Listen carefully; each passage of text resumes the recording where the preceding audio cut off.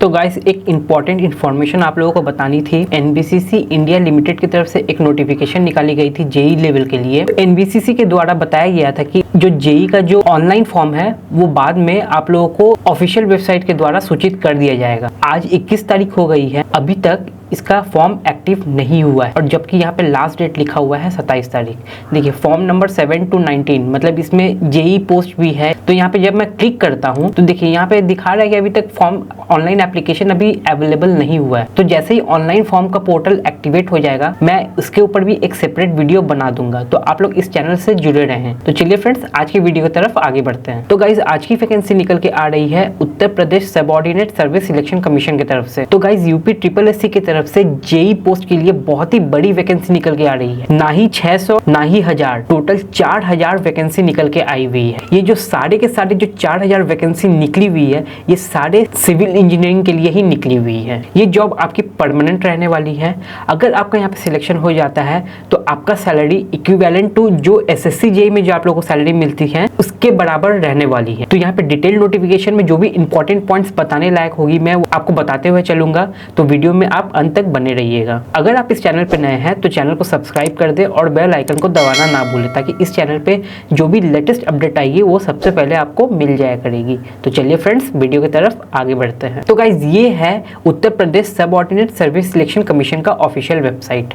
आपको official notification download करने के लिए यहाँ पे आपको नोटिस बोर्ड के नीचे यहाँ पे दिख रहा होगा विज्ञापन संख्या 8 परीक्षा 2024। आपको इस पे क्लिक कर देना है। क्लिक करने के बाद कुछ इस तरीके से आप लोगों के पास ऑफिशियल नोटिफिकेशन का PDF खुल के आ जाएगा। गाइस मैंने पहले से इंपॉर्टेंट इन्फॉर्मेशन मार्क करके रखे हुए हैं, चलिए एक एक करके देख लेते हैं। इंपॉर्टेंट डेट्स की तरफ एक बार नजर डाल लेते हैं। मतलब डिटेल नोटिफिकेशन 7 मार्च को वेबसाइट पे अपलोड कर दी गई थी। तो ऑनलाइन अप्लाई करने का स्टार्टिंग डेट है 7/5/2024 और लास्ट डेट है 7/6/2024। और अप्लाई करने के बाद अब 14/6/2024 से पहले आप एप्लीकेशन फॉर्म में किसी भी तरह के आप करेक्शन कर सकते हैं अगर आप लोगों से एप्लीकेशन फॉर्म भरने में गलती हो गई हो तो जब 7 मार्च को ऑफिशियल नोटिफिकेशन निकली थी उस समय 2847 पद निकली हुई थी। अब इसको बढ़ा के 4000 प्लस पद कर दिया गया है। इसके लिए सेपरेट नोटिफिकेशन एक जारी किया गया था।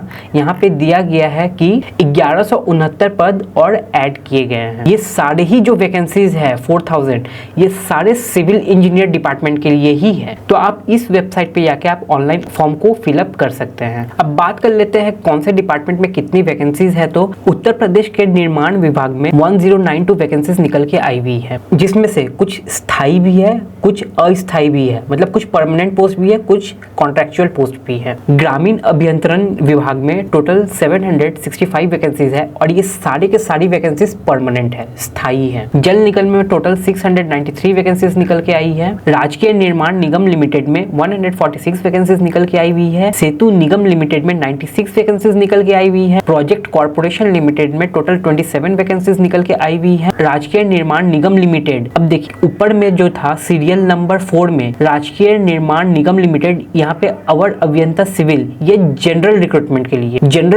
के लिए टोटल 146 वैकेंसीज निकल के आई हुई है। और यहाँ पे देखिए विशेष चयन, यहाँ पे स्पेशल रिक्रूटमेंट में टोटल 23 वैकेंसीज निकल के आई हुई है। प्रोजेक्ट्स कॉर्पोरेशन लिमिटेड में टोटल 5 वैकेंसीज निकल के आई है। तो इसको आप जब ऐड करोगे टोटल 2847 वैकेंसीज निकल के आई हुई है। प्लस में एक नई नोटिस भी जारी की गई थी जिसमें पद को बढ़ा के 1169 वैकेंसीज को और ऐड किया गया है। तो टोटल अब 4000 वैकेंसीज निकल के आई हुई है। अब इन लोगों ने ऐसा किया है कि इस पोस्ट के लिए वही कैंडिडेट अप्लाई कर सकते हैं जिन्होंने 2023 का PET टेस्ट लिखा था। आपने क्वालिफाई किया नहीं क्वालिफाई किया उससे कोई फर्क नहीं पड़ता है, बस आपने लिखा था। अगर आपने इस एग्जाम को लिखा था तो आप इस फॉर्म को भर सकते हैं। एक्चुअली देखिए मैं यहाँ पे आप लोगों को पूरा प्रोसेस बता देता हूँ। जिन लोगों ने 2023 का PET टेस्ट लिखा था, सबसे पहले क्या होगा, PET टेस्ट के स्कोर के हिसाब से एक कट ऑफ स्कोर जारी किया जाएगा और कैंडिडेट्स को शॉर्टलिस्ट भी किया जाएगा। और वो शॉर्टलिस्टेड कैंडिडेट ही ये जो जेई का एग्जाम है इसको लिखने के लिए एलिजिबल किए जाएंगे। समझ में आ गया? जिन्होंने 2023 का PET टेस्ट नहीं दिया था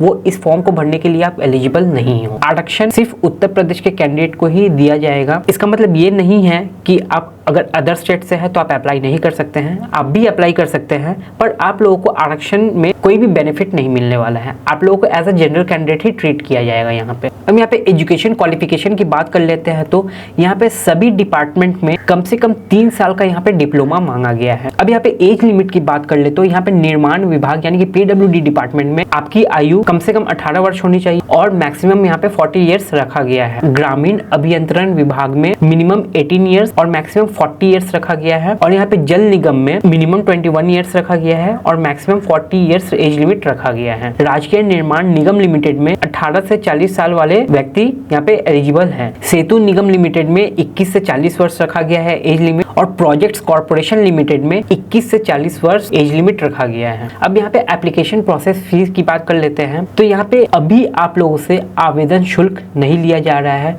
बस एक ऑनलाइन प्रक्रिया शुल्क 25 रुपया यहाँ से आप लोगों से लिया जाएगा। अब ये 25 रुपया लेके वे लोग क्या करने वाले हैं, ये 25 रुपया लेके आप लोगों से एक एप्लीकेशन फॉर्म भरवाया जाएगा जिसमें आप लोगों से पीईटी का एप्लीकेशन आईडी के अनुसार आप लोगों से फॉर्म भरवाया जाएगा, फिर पीईटी के मार्क्स भी भरवाए जाएंगे। अब उसके बाद क्या होगा, पीईटी मार्क्स के थ्रू एक कट ऑफ निकलेगा जिसमें कैंडिडेट्स को शॉर्टलिस्ट किए जाएंगे। अब उसके बाद क्या होगा, मेन एग्जामिनेशन के लिए मतलब जिसमें सिविल इंजीनियरिंग के सवाल पूछे जाएंगे उस एग्जामिनेशन के लिए आप लोगों को अलग से आवेदन शुल्क देने पड़ेंगे। अब वो अलग से आवेदन शुल्क कब देना पड़ेगा, प्रवेश पत्र डाउनलोड करने के पूर्व, मतलब कॉल लेटर होता है, मतलब जो एडमिट कार्ड होता है वो डाउनलोड करने से पहले आप लोगों को आवेदन शुल्क दिया जाएगा, जो कि अभी नहीं बताया गया है, आप लोगों को बाद में सूचित कर दिया जाएगा वेबसाइट के थ्रू। तो फिलहाल आप लोगों को बस एक 25 रुपया पेमेंट करके आप एप्लीकेशन फॉर्म को फिलअप कर सकते हैं। तो जितनी भी इंपॉर्टेंट जानकारियां थी वो मैंने बता दी। और एक चीज यहाँ पे जो है, आप लोगों का जो EWS सर्टिफिकेट जो है